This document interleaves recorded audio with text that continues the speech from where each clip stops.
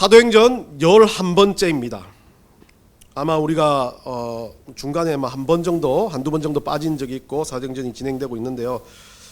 꽤 길게 갈 수 있지만 조금 제가 압축을 하려고 많이 노력을 합니다. 또 이야기가 엄청 긴 사도행전의 일들을 또 하나하나 우리가 알아야 될 부분들을 알고 넘어가야 하기 때문에 그렇게 하고, 사도행전 같은 경우는 스토리화되어 있는 이야기이기 때문에 그 속에서 이야기와 함께 우리가 또 그 스토리에서 얻을 수 있는 영적인 의미들을 한번 찾아봤으면 하는 마음에서 사도행전을 계속 진행하고 있습니다. 올 한 해 아마도 우리가 사도행전 초대교회 같은 넥스 교회가 되기를 소망하는 마음과 여러분들이 또 그 가운데 초대교회의 그 많은 영혼들과 같은 기적과 표적과 역사들을 일구어내는 한 해가 되기를 소망합니다.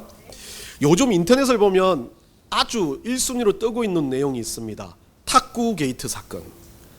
여러분들 알고 계시나요? 탁구 게이트 사건. 모 국가대표 축구 선수 중에 하극상을 일으킨 한 명으로 인해서 감독도 경질되는 여러 가지 이유가 생겼습니다. 이거 설명해도 되는 거죠. 다 떠 있는 거니까.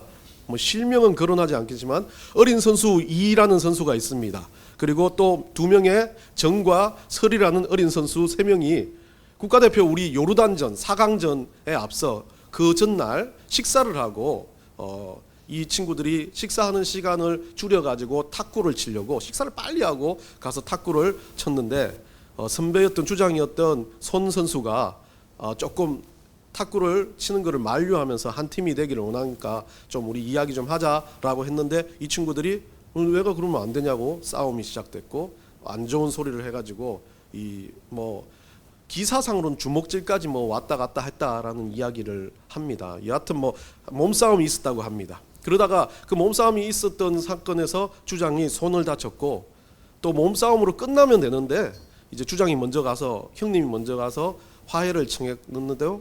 이제 그 다음날 4강 경기에서 이 어린 선수들이 주장한테 패스를 하지 않고 팀을 와해시키는 일들을 만들어 버린 겁니다. 이른바 탁구 게이트 사건이라고 전 세계 외신들과 많은 전 세계 축구 팬들, 피파부터 시작해서 많은 사람들이 집중하며 영국의 언론, 프랑스의 언론 난리가 났던, 한 2-3주 동안 엄청나게 난리가 났던. 그리고 지난주에는 후배 리가 영국으로 찾아가서 손한테 미안하다 화해를 했고 손은 또 받아줬다고 합니다. 결국 이유는 또 이 후배 리가 광고에 손절을 당하고 여러 가지 이유가 돼서 자기가 피해를 당한다 생각하니까 화해를 청했다 해서 아직까지 끝나지 않은 사건으로 이 일들이 진행되고 있습니다. 그로 인해 국가대표 감독이었던 감독은 경질을 당하고, 또 우리나라 축구협회는 또 왈칵 뒤집어져서 다시 월드컵을 준비할 감독을 찾는 아주 복잡한 사건들이 꼬여 일어났던 겁니다.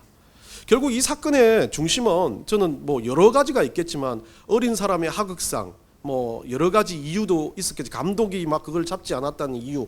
많은 사람들은 이유를 말합니다. 근데 그 이유를 떠나서 우리는 이 사건을 통해서 한 가지 사건을 한 가지 배울 점이 있다는 것을 깨닫게 됩니다. 그 한 가지 배우는 건, 한 팀으로 서지 않을 때는 아무리 60년 만에 64년 만에 아무리 우승을 노리고 강력한 선수들, 일개 개인으로는 수천억이나 하는 몸값을 가진 선수들을 가지고 있어도 그냥 몇 천만 원 안 되는 몸값의 선수들한테 이기지 못한다는 겁니다. 축구 경기는 팀으로 하는 경기이기 때문에 그렇습니다. 축구 경기는 한 명이 잘한다고 되는 그런 것이 아니라는 것을 보여주는 거죠. 그만큼 이번 탁구 게이트 사건은 다른 것을 주는 게 아니라 공동체, 한 팀이 된다는 것 자체에 의미를 부여한다는 겁니다. 누군가는 어떤 생각으로 이 축구를 보는지는 모르겠지만 저는 그 축구를 보면서 정말 우리가 그리스도인들이 깨달아야 할 사건이 그 안에 들어가 있다는 거죠. 예수 그리스도 안에서 하나가 되지 못하는, 예수 그리스도 안에서 한 마음으로 뭉치지 못한다면 와야 될 수밖에 없다는 겁니다. 예수 그리스도 안에서 하나로 뭉치지 않는 순간, 그 순간 모든 것들은 그냥 힘없이 무너지는 공동체가 될 수밖에 없다는 것을 깨닫게 됐습니다. 공동체의 개념, 그리스도인으로서 어떻게 살아가야 할지를 어쩌면 이 탁구 게이트 사건은 우리에게 알려주는 중요한 사건이라고 봅니다. 그렇기 때문에 우리는 우리는 알아야 됩니다. 우리가 한 팀이 되어야 된다는 거. 물론 성경 안에서 뭐 한 마음을 품으라, 그리고 서로 돌아보아라, 여러 가지 이야기를 하고 있지만 성경에서 중요하게 우리에게 말할 때 그리스도를 말미암아 한 팀으로 된다면 우리는 뭐 할 수 있다고? 승리할 수 있다라고 성경은 늘 말합니다. 세상으로부터 이긴다고 말합니다. 고린도전서 15장 57절을 한번 보겠습니다. 우리 다 같이 읽겠습니다. 시작. 우리 주 예수 그리스도로 말미암아 우리에게 승리를 주시는 하나님께 감사하노니. 자, 중요한 겁니다. 우리가 승리할 수 있는 건 한 팀이 되는데 누구 때문입니까? 예수 그리스도 때문입니다. 요한일서 5장 4절 읽습니다. 시작. 무릇 하나님께로부터 난 자마다 세상을 이기느니라. 세상을 이기는 승리는 이것이니 우리의 믿음이니라. 누구를 믿는 믿음입니까? 예수 그리스도를 믿는 믿음으로 우리는 승리할 수 있다는 겁니다. 우리가 한 팀이 되는 이유는 다른 것도 아닙니다. 국가대표가 그렇게 망해버린 건 축구를 가지고 믿음을 가지고 서로에 대한 신뢰를 가지고 있었던 그 믿음이 깨어져 버린 거지만, 우리가 깨어지는 건 믿음이 없으면 깨어져 버리는 겁니다. 우리가 승리할 수 있는 조건은 믿음밖에 없다는 겁니다. 기능과 기술과 각자의 능력과 각자가 가지고 있는 지능과 지식이 아니라고 말합니다. 예수 그리스도를 믿는 우리들이 넥스트 교회에 나와 세상으로부터 승리할 수 있는 가장 중요한 이유는 우리가 가진 예수 그리스도를 믿는 믿음 때문이라는 겁니다. 두 명 아멘했습니다. 그래서 한 팀이 된다는 것 참 중요한 겁니다. 그래서 로마서에서는 이 한 팀의 조건을 이야기합니다. 로마서 한번 15장 5절 우리 다 같이 한번 읽어봅시다. 시작. 이제 인내와 위로의 하나님이 너희로 그리스도 예수를 본받아 서로 뜻이 같게 하여 주사. 뭡니까? 한 팀의 조건이 되는 것, 예수 그리스도를 뭐 하는 거요? 본받는 겁니다. 본받는 건 예수 그리스도를 신뢰하고 믿음을 가졌기 때문에 예수 그리스도를 닮아가자. 그래서 작은 예수가 되자, 예수님을 닮은 사람이 되자라고 우리가 늘 말하지 않습니까? 그게 있는 것이 우리가 한 팀으로 갈 수 있는 조건이라는 겁니다. 자, 오늘 본문은 이 한 팀으로 우리가 그리스도 안에서 살아갈 수 있는 어떤 다양한 이야기가 오늘 본문에 나옵니다. 오늘 본문의 이야기는 기도입니다. 기도인데 어떤 사건이 있었습니까? 앞쪽에 우리가 되돌아보면 여러분들도 잘 아시겠지만 계속해서 이야기가 나왔는데, 블레스 데이스, 여러분들 기억하시죠? 베드로가 그 산헤드린 공의 앞에서 그 사두개인들과 대제사장 앞에서 너희들이 조금 예수 이름으로 그 기적, 이 안전뱅이부터 시작한 사건입니다. 성전 미문에 안전뱅이가 너 예수 그리스도의 이름으로 나았다, 기적이 일어났다는 것을 말하지 마. 그러면 너희들 풀어줄게. 그렇게 말합니다. 근데 베드로는 뭐합니까? 블레스 데이스, 성령이 충만해가지고 그 성령으로 인해서 뭐라고 말합니까? 아니야, 이건 진짜 예수님 이름으로 한 거야, 날 죽여. 이렇게 그 앞에서 떳떳하게 이야기를 했습니다. 그러니까 이 대제사장과 사두개인들이 중간입니다. 지난주 이제 거기까지 이야기했고, 지난 중간에 뭐합니까? 얘들 어떻게 죽일 만한 방도가 없는 겁니다. 그러다 보니까 끝까지 뭐라고 그럽니까? 20절입니다. 20절에 보면 20절 앞쪽에서 뭐라 그러냐면, 너희들이 18절에서 예수의 이름으로 말하지도 가르치지도 말라. 그러면 나 줄게. 이렇게 말합니다. 20절에 뭐라고 말합니까? 우리가 보고 들은 것을 말하지 아니할 수 없다. 여러분들 성경 있으면 한번 찾아보세요. 이거는 제가 적지 않았습니다. 난 이거 무조건 말해야 되겠다. 아니면 날 죽여라. 그러니까 도대체 방도를 찾을 수 없는 겁니다. 5천 명이 믿었던 그 자리에서 잘못하면, 이 사람을 잘못 뒤집어 씌우면 폭동이 일어날 것 같으니까 이 대제사장들과 사두개인들이 이들을 풀어줍니다. 그래서 23절에서 성전에서 나와가지고 이들이 이제 뭐합니까? 오늘 본문에 동료들을 만나가지고 하나님을 찬양하는, 한 팀으로서 하나님 앞에 기도하고 경배하는 모습이 오늘 본문의 내용입니다. 요한복음 16장 33절 한번 읽어보겠습니다. 다 같이 한번 읽겠습니다. 시작. 이것을 너희에게 이르는 것은 너희로 내 안에서 평안을 누리게 하려 함이라. 세상에서 너희가 환난을 당하나 담대하라. 내가 세상을 이기었노라. 예수님이 우리에게 허락하셨던 승리에 대해서 오늘 이 본문에서 물론 더 찬양을 하고 있는, 찬양과 기도를 하고 있는 내용이지만 이 이야기를 그대로 반복해서 이 사도들과 동료들이 하고 있습니다. 우리 본문을 보면서 한번 말씀을 나누어 보도록 하겠습니다. 이제 23절 이야기는 끝났고 24절에서부터 뭐가 되냐면, 24절이 이제 한 팀의 이 공동체들이 모여가지고 막 소리를 지르면서 이제 기도를 합니다. 여러분들 어쩔 때 보면 우리가 기도할 때 좀 잘못되어 있는 기도들은 어떤 겁니까? 막 뜨거운 감정에 의해서, 막 나의 삶에 의해서 간증에 의해서 내가 되어진 일들에 의해서 기적을 보고 능력을 보고 했던 기도들을 보면 기도들의 그 뜨거움의 감정은 다 누구에게 속해 있습니까? 개인입니다. 공동체가 뭔가 일을 이루었어요. 큰 일이 일어났고 막 기적의 역사가 일어났어요. 그거 보면서 우와 대단하다라고 이야기하는 전제를 보면 대부분 뭡니까? 그 일에 대한 보는 것에 대한 표적입니다. 그런데 오늘 그 기적이 일어났던 안전뱅이가 일어났던 기적의 표적이 아니라 그 안전뱅이가 일어났던 기적의 표적 앞에서 베드로가 그리고 그 요한이 사도들이 하나님 앞에서 성령이 충만해 역사가 되어서 선포했던 말씀 때문에 선포했던 예수 그리스도 이름으로 일들이 일어났다는 그 한마디로 인해서 이 동료들은 감정의 동요가 일어났고 오늘 기도와 찬양을 하는데 처음 시작이 이겁니다. 대주제여 천지와 바다와 그 가운데 만물을 지으시니요. 예, 이게 이 일이 있었던 중심이 누구냐, 이 역사가 일어났고 이 승리가 일어났고 이 기쁨을 주시는 분이 누구냐는 것이 먼저 시작되는 겁니다. 여러분들 기도할 때 보면 그렇습니다. 우리가 기도할 때 언제나 주님을 먼저 생각하기보다는 나를 생각하는 기도가 생기면 형식적인 아버지, 그 다음 뭐요, 이제 받을 것을 요구하는 거죠. 아버지 생각하면서 요거. 우리 기도는 대부분이 그렇습니다. 하나님 이름을 부를 때 그 하나님에 대한 삶에 대해서 내가 하나님을 따라가는 하나님의 백성이다라는 전제가 아니라 그 아버지의 이름을 부름으로 인해서 뭐가 나와요? 뭔가 요구사항이 있습니다. 꼭 우리 집에 있는 아이들처럼 아빠하고 부르면 그 다음은 들어줘, 그 다음은 요구해, 돈 줘, 뭐 줘, 밥 줘, 뭐 가져와, 물 가져와. 이게 우리도 똑같은 모습입니다. 그런데 은혜를 받은 백성들, 플레스데이스라는 성령에 충만한 사람들은 아버지의 이름을 부르는 이유는 막 감탄이요. 아, 하나님 대단하십니다. 우리 아버지 대주제고 하나님이 역사하셨고 하나님이 구원하셨고 하나님이 기적을 베푸셨다. 홍해를 가르셨던 이스라엘을 인도하셨던 하나님이라는 것이 막 안에서 터져 나오는 것.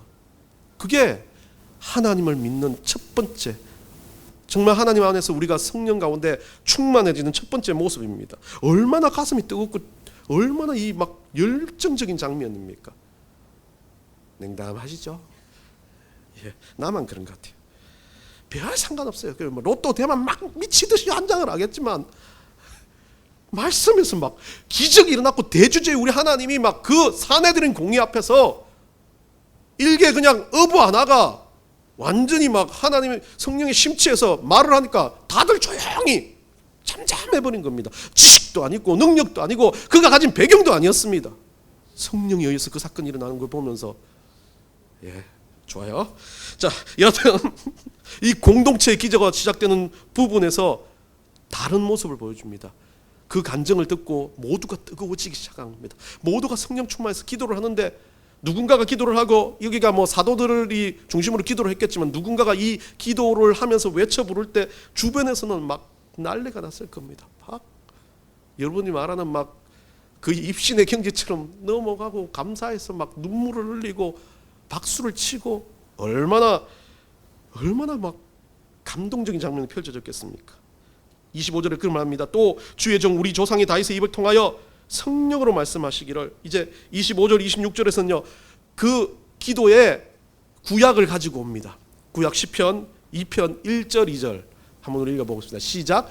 어찌하여 이방 나라들이 분노하며 민족들이 헛된 일을 꾸미는가? 세상의 군왕들이 나서며 관원들이 서로 꾀하여 여호와와 그 기름 부음 받은 자를 대적하며. 시편의 이야기를 가지고 그 예언들을 성취하신 하나님을, 성취하신 역사하신 하나님을 이야기합니다. 열방, 이방 나라 이들이 분노하며 그때가 그들이 헛된 일을 꾀한다 그래요. 세상이라는 겁니다. 세상은 언제나 하나님의 일에 대해서 반기를 들 수밖에 없습니다. 세상은 언제나 하나님의 일에 대해서 지난주처럼 권모 꾸밀 수밖에 없는 거예요. 지략을 가지고 자기들이 이기고자 하는 방법들을 찾습니다. 그 방법이 뭡니까? 가장 인간적인 방법입니다. 가장 치졸한 방법이고 가장 누군가를 힘들게 하는 모략과 같은 방법들을 씁니다. 그 방법을 쓸 수밖에 없지만 그 가운데서 우리 하나님은 어떻게 하신다? 기름 부은 자를 대적하겠지만 결국 그 기름 부은 자가 승리할 수밖에 없다는 그 예언의 역사를 다시 한번 선포하면서 다시 한번 이야기를 하고요. 27절에서 뭐라 그럽니까? 과연 헤롯과 본디오 빌라도 그 중심, 원래 앞쪽은 그 일들을 일으켰던 사람들을 그 이름을 적지 않고 이방이든지 아니면 그들에 대해서 불의한 자, 뭐 열방, 족속, 세상의 군왕 이렇게 이야기하지만 여기서는 이름을 밝힙니다. 여러분들이 잘 아시는 헤롯과 본디오 빌라도, 여러분들이 잘 알고 계시는 인물들입니다. 물론 빌라도라는 인물은 그렇게 전권보다는 그렇게 대단한 인물이라기보다는 약간의 로마의 총독으로 온 사람이기 때문에 이 일에 관여 안 하려고 했었습니다. 그러나 헤롯이라는 이 사람은 분봉왕이었는데, 여러분도 잘 알겠지만 이 아우구스투스에 의해서 주전 4년부터 주후 예수님 돌아가시고 39년까지 이 사람이 이스라엘 지역을 다스리는 분봉왕으로서, 왕으로서 복립을 해줍니다. 결국 이 사람은 일종의 말하면 우리나라가 식민지가 되었는데 식민지의 두목으로 이 사람을 세워놓은 겁니다.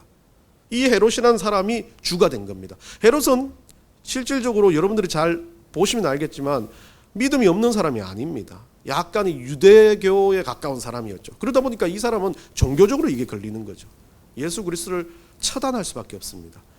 그런데 예수 그리스도를 처단하기 위해서는 뭐가 필요합니까? 정치적인 힘으로 봐서는 우리 식민지의 그 본토인 로마의 허가가 떨어져야 되는 겁니다. 자기 나름대로 그 일을 할 수 없는 상황이죠. 그것을 할 수 있는 사람이 빌라도입니다. 빌라도는 23년부터 36년까지 유대 사마리아 그리고 이두메를 다스리는 이 총독으로 로마로부터 임명받은 사람입니다. 이 둘은 여러분들 이야기를 보시면 빌라도의 고백이라는 그런 뭐 이야기도 많이 들어봤지만 이 둘은 친하지 않았습니다. 이 빌라도라는 사람은 상당히 성정적으로 신심이 많은 사람이었고 그 믿음이라고 가지고 있지 않았지만 많은 사람들이 빌라도의 아내가 믿었다라는 이야기도 하긴 하지만 여하튼 어떤 상황이 있는지는 모르겠지만 헤롯과 빌라도는 그렇게 좋은 관계가 아니었습니다. 이 누가복음 23장 12절 한번 보시죠. 헤롯과 빌라도가 전에는 뭐라고요? 원수였으나 당일에 서로 친구가 되니라. 참 예수 그리스도를 죽이기 위해서는 친구가 되어버린 겁니다. 세상은 방식은 그래요. 이익이 된다면 무언가 진리를 해방하기 위해서 무언가를 하기 위해서 이익이 된다면 서로 뭉칠 수밖에 없습니다. 그래서 우리는 뭐라 합니까? 세상으로부터 늘 언제나 고립당하는 것처럼 살아갑니다. 당연한 겁니다. 세상은 그게 주종목이니까요. 왜 우리를 고립시키고 힘들게 하는 게 세상이 늘 짜는 지략들이니까 그렇습니다. 어쩌면 예수 그리스도 앞에서 어떤 일들이 있었는지, 그 예수 그리스도를 죽이기 위해서 이들이 단순간 손을 잡았는지는 모르겠지만 이들은 그들의 방법에 의해서 예수 그리스도를 죽였다고 생각합니다. 그렇지만 않지 않습니까? 이 모든 것이 뭐라고요? 우리 하나님께서 예언하셨고 그것을 성취하는 과정으로 보여주셨다는 거죠.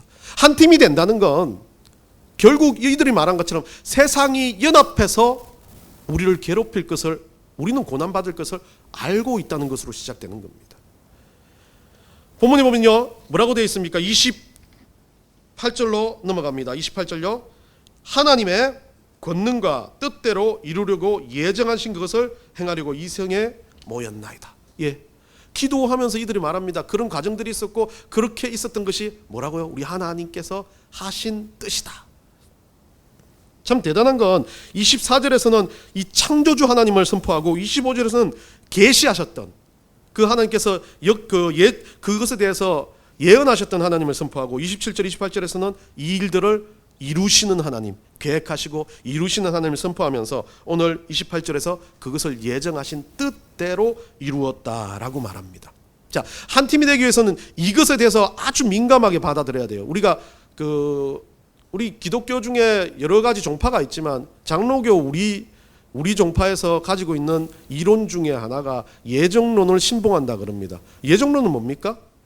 여러분들한테 몇 번 이야기를 했었습니다. 예정론에 대해서 잘못 생각하면 상당히 문제가 되는데 예정론을 믿지 않으면 그건 우리의 신앙 고백이 될 수가 없습니다. 우리가 신앙 고백했던 사도신경의 끝자락에도 뭡니까? 우리를 미리 예비하셨다라는 이야기가 나오고 우리 자체가 하나님께서 정하신 뜻대로 살게 하신다는 그 이야기를 하고 있습니다. 자, 예정하셨다는 이 예정하다는 뜻은 프로오리센이라는 이 단어로 쓰고 있는데요. 로마서 8장 29절 30절 한번 읽어봅시다. 다 같이 한번 읽어봅시다. 시작. 하나님이 미리 아신 자들을 또한 그 아들의 형상을 본받게 하기 위하여 미리 정하셨으니 이는 그로 많은 형제 중에서 맏아들이 되게 하려 하심이니라. 또 미리 정하신 그들을 또한 부르시고 부르신 그들을 또한 의롭다 하시고 의롭다 하신 그들을 또한 영화롭게 하셨느니라. 참 또한이라고 이야기하는데 로마서에서 여기에서 나오는 중에 미리 아신다라는 뜻보다는 미리 정하신, 이게 프로오리센이라는 단어를 씁니다. 이 프로라는 단어는 여러분들이 잘 아시겠지만 전치사예요. 잘 아시나? 내가 몇 번 이야기했어. 프로라는 단어는 앞에 전치사, 앞에, 전에 라는 그런 뜻의 전치사입니다. 이 오리센이라는 단어는 자체가 그 호리조에서 나왔는데 이 호리조는 정하다, 그러니까 앞에 정했다라는 뜻입니다. 앞에 먼저 정했다는 뜻을 이야기를 한다면 이것은 프로오리센은 우리 하나님께서 그것을 예정하셨다, 미리 정하셨다라는 뜻인데 이 예정이라는 단어가 실질적으로 많은 본문에 나와 있지는 않습니다.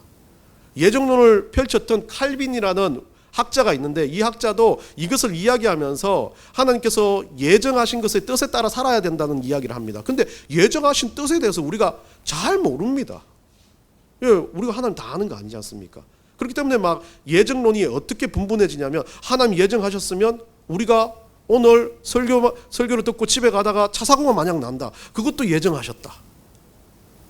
그리고 만약에 우리가 전도를 열심히 하는데 이 사람이 하나님이 정하신 자인지 안 정하신 자인지 모르기 때문에 전도를 할 필요가 뭐가 있냐, 그 사람이 하나님 안 정했으면 절대 믿지 않는데 내가 왜 하냐 라고 되는 거죠. 그러니까 기계론적인, 하나님이 우리를 꼭 장난감처럼 만들어가지고 우리 하나님의 시키는 방식대로 꼭두가시처럼 살아가게끔 하는 것이 예정론이라는 생각을 하면서 그 예정론이 있는데 내가 왜? 라고 생각하는 부류들도 생겨난 겁니다. 그러다 보니까 반박이 참 많은 예정론이에요. 근데 예정론의 전제를 우리가 좀 오해를 하면 안 됩니다. 하나님의 뜻은 어떻습니까? 우리가 알 수 있습니까? 없습니까? 없습니다. 여러분들 가장 예정론이 잘못된 전제가 뭐겠습니까? 하나님을 인간처럼 생각하는 거예요. 하나님의 지식과 정도가 내가 생각하고 내가 깨닫는 정도로 하나님을 생각하다 보니까 예정하신 것, 야, 그러면 어떤 인간의 가는 과정들, 뭐 컴퓨터가 나오고 미래가 되고 이런 것들에 대해서 하나님께서 아시면서 뭔가를 하는 거 아니야? 라고 생각한다면 그건 잘못된 거예요. 하나님의 전지전능은 알고 계시는다는 게 우리 인간으로 표현하기 위해, 말로 표현하기 위해서 모든 것을 아신다라는 표현을 그걸 썼지만 그것을 넘어서는 하나님의 역사라는 거예요. 하나님 뜻과 하나님 깊이를 다 안다면 그건 절대 있을 수가 없는 일이라는 거죠. 결국 그 전제가 있어요. 우리 하나님께서 다 아신다는 전제를 알고 있다면 우리의 인생의 뭐 희노애락과 모든 것들을 하나님께서 아신다는 전제를 맡겨드리는 거지, 내가 하나님에 의해서 내 의지 없이 모든 게 하나님 꼭두가시처럼 살아가는 것 때문에 예정이라고 생각한다면 그건 좀 무리가 있는 그런 이야기입니다. 그렇기 때문에 예정이라고 말하는, 이 칼빈이 예정이라고 말하는 것은 기계론적으로 하나님을 따라가는 게 아니라 그 예정되어진 하나님 뜻을 우리는 알지 못하지만 그 뜻, 가장 중요한 뜻, 구원을 받은 백성들을 늘리고 하나님 나라의 영광을 위해서 살아가는 그 뜻을 위해서 살아가는 것, 그것 자체가 진짜 우리가 가져야 될 예정에 대한 중심축이라는 거죠. 자, 그러면 보면 이 에베소 15장 한번 봅시다. 에베소서 1장 5절 11절입니다. 다 같이 한번 읽어보겠습니다. 그 기쁘신 뜻대로 우리를 예정하사 예수 그리스도로 말미암아 자기의 아들들이 되게 하셨으니, 여기까지 이해됩니다. 예, 믿은 우리가 될 수가 있고 믿어야 될 사람들이 될 수 있습니다. 11절, 모든 일을 그의 뜻대로 결정대로 일하시는 이의 계획을 따라 우리가 예정을 입어 그 안에서 기업이 되었으니. 참 보면 이 11절 말씀, 15절 말씀 보면 너무 맞아요. 맞는데 중요한 건 꼭 하나님의 뜻과 결정대로 우리가 살아가는 것처럼 그렇게 본문이 오해될 수가 있습니다. 5절 보십시오. 5절 이후에 6절에 무슨 말씀? 6절 한번 볼까요? 1장 6절 예정하신 이유를 설명하는 1장 6절 다시 한번 읽어봅시다. 시작. 이는 그가 사랑하시는 자 안에서 우리에게 거저 주시는 바 그의 은혜의 영광을 찬송하게 하려는 것이라. 거저 주신대요. 예정하셨지만, 알고 계시지만 뭐예요? 주신대요. 그 뒤에 이야기하게요. 근데 그 거저 주시는 이유는 단 이거 하나예요. 예정의 이유는 이거라는 거예요. 그의 은혜와 영광을 찬송하게 하려는 것, 우리가 하나님 나라의 백성이 됐다는 것 자체를 하나님 앞에 감사하며 기뻐하며 살아간다는 것, 그게 예정의 가장 순수한 목적인데, 이것을 상세하고 보면 꼭 예정은 기계처럼 되는 거예요. 꼭 뚜가시처럼 되는 거예요. 우리가 하나님 영광을 위해 사는 것이 예정의 목적인데, 예정의 목적이 그냥 인간적인 생각으로, 우리의 생각으로 가진다면 그것 자체가 문제가 될 수 있다는 겁니다. 어쩌면 우리가 살아가는 모든 이유 중에 하나님의 백성으로서 우리가 한 팀으로 사는 이유가 하나님께 영광이 되기 위한 겁니다. 제가 잘 부르지는 못하지만 웨이메이크라는 노래가 있어요. 여러분들 찬송이 있어요? 찬양이 있어요? 아십니까? 뭐 자주 부르더라고요. 요즘에 좀 된 곡이지만 요즘에 한국에서 좀 많이 부르는 곡입니다. 그 가사 중에 한국 번역으로 가사를 그렇게 말합니다. 큰 길을 만드시는 주, 큰 기적을 행하시는 주, 주는 나의 하나님. 약속을 지키시는 주, 어둠 속에 빛이 되시는 그는 나의 하나님. 약속을 지키시는 주, 이렇게 하는데 꼭 군대 노래 같이 제가 뭐 큰 교회에서 부르는 거 보니까 교역자들 다 나와가지고 군대 찬송처럼 양복 다 입고 주는 나의 하나님 이렇게 하더라고요. 제 인간적인 생각에 저도 그러고 싶은데 이거 쓸 사람이 아무도 없네요. 여하튼 이 웨이메이커라는 곡의 이야기가, 곡의 가사가 우리 하나님께서 예정하신 이유를 그대로 가지고 길을 만드시고 그 길 가운데 우리를 서게 하시고 그 길에서 우리를 살아가게 하시고 승리하시고 계획하셨던 것을 이루시는 하나님, 그 모든 것이 하나님께 영광이 되는 것, 그 주 하나님을 보고 살아가는 것, 그게 바로 우리가 가지고 있는 예정의 중심이라는 거죠. 예정은 하나님이 미리 정했다는 것에 집중하게 되면 포기하게 됩니다. 하나님 정했기 때문에 될 대로 되라는 식이 되지 않습니까? 아니에요. 그게 중심이 아니랍니까? 전지전능하신 하나님이 미리 계획하시고 아셨지만 그 길 가운데서 하나님께서 우리에게 뭐 하시기로? 영광 받기를 원하신다는 거예요. 그 길 가운데 하나님이 우리가 한 팀으로 찬양하기를 원하시는 거예요. 그 길 가운데 우리가 한 팀으로 하나님 정말 한 주를 살고 와서 돌아보는 기도를 할 때 주님 하셨죠. 주님 그거 하셨는 걸 믿습니다. 나 그때 아팠었는데 주님 나 낫게 해주셨죠. 나 그때 정말 부끄러움을 당할 것 같았는데 내 부끄러움을 바꿔서 영광이 되게 하셨던 하나님을 찬송합니다. 이런 일들이 우리 가운데 일어나야 된다는 거예요. 사도행전 교회는 그게 일어났다는 겁니다. 죽음 가운데 살아나온 제자들과 사도들이 그 동료들의 그 일을 알리니까 막 기도하면서 다들 막 울면서 하나님 감사하다 고백하고 있는 겁니다. 우리는 뭐가 있습니까? 에베소 1장 6절처럼 그 은혜와 영광을 찬송하게 하려는 것이 우리 가운데 뭐가 있습니까? 예배 가운데 나와 우리는 때우기식으로 그렇게 쳐다보지 않습니까?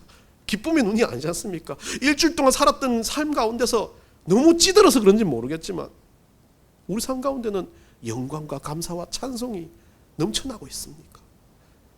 우리가 지금 한 팀입니까? 우리가 한 팀으로 살아가고 있는 겁니까? 참 목사로서도 저는 많이 부끄럽습니다. 그런 일들을 보면서 뭐가 생겨나기 시작했습니까? 마지막 부분에 가면요, 29절 30절에 가면 이들이 기도의 절정에 달해요. 그들이 뭐라고 합니까? 주여 이제도 그들의 위협함을 굽어보시고 또 종들을 하여금 담대히 하나님 말씀을 전하게 하여 주시옵소서. 그 위협 가운데서도 승리하게 해주십시오. 그 위협 가운데서도 우리는 주님 안에서 담대하게 한 팀이 되겠습니다. 근데 원래 원전에서 이것을 가지고 뭐라고 되어 있냐면 모든 담대함을 가지고라고 해석할 수 있는데요, 이 담대이란 단이 그냥 단순하게 한자로 쓴 게 아니라 메타 파르레시아스 파세스라는 세 단어를 쓰고 있습니다. 이 담대함에 무슨 뜻이냐면, 메타라고 말하는 건 여러분들 뭐 메타인지 이렇게 말하지만 그 헬라어 메타라는 단어는 무엇과 함께란 뜻입니다. 무엇과 함께. 담대하면 파르레시아스, 이게 담대함이고요. 그리고 파세스는 모든이에요. 해석하면 모든 담대함과 함께라는 뜻입니다. 자, 중요한 건 하나님 말씀을 전하게 되는데 모든 담대함과 함께라는 거예요.